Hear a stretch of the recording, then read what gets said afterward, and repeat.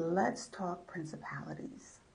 Hi, I am Siri and I'm your money navigator. My job is to get you out of Babylon and Egypt, help you through your transition season with God so you can start walking in all the financial promises that God has for your life.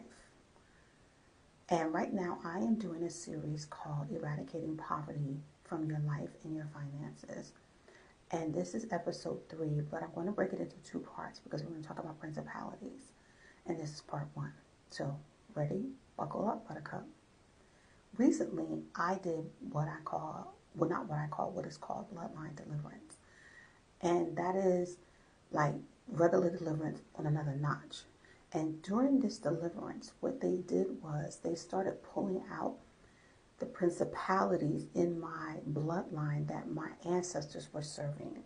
I did a testimony about how they were worshiping Oshun and different things like that. And Oleron and the Queen of the Coast and Queen of Heaven. Like, it's a long testimony, but I'll probably do another video on that. But once they began to start pulling out, and also Leviathan. That was the first one to come out, Leviathan. So what I began to realize in listening to the person who taught this course, his name was Mike Brewer, I believe his name is, got me thinking about principalities. And it reminds me, actually it goes to coincide with Ephesians 6, where it says, we wrestle not against flesh and blood, but against rulers, principalities, rulers in high places of darkness, and those different things. And one of the ways that poverty and mammon have snuck into our lives is through principalities. Those are the origins of it. Those are the things that originate in our bloodline, especially for me. I'll speak for me and only for me. And when you have not addressed the principality that's connected to poverty and to mammon, it tends to stay. Now, in my studies and in my research, what I have figured out is that one of the main principalities that governs over mammon and poverty, because you got to remember, poverty is a spirit, mammon is a spirit, they're also systems, is Babylon. Now, in the Bible, we find Babylon. We find Babylon in the book of Genesis, where Babylon was created by Nimrod. They had an Ishtar and they had a son, Tazmu, and they said they created Babylon. But you see Babylon throughout the Bible.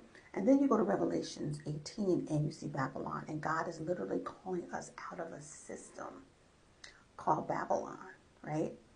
So where did poverty and mammon originate? My guess is Babylon, because it's not just a system, a spirit. It is also a system designed to control money, the flow of it, the merchandising of things, including slaves and people. It is a fascinating system that God calls us out of. You can read that in Revelations 18. So I tell you this for a reason. You want to start asking God, where did the origins of poverty enter your bloodline? Where did the origins or the principalities of mammon enter into your bloodline?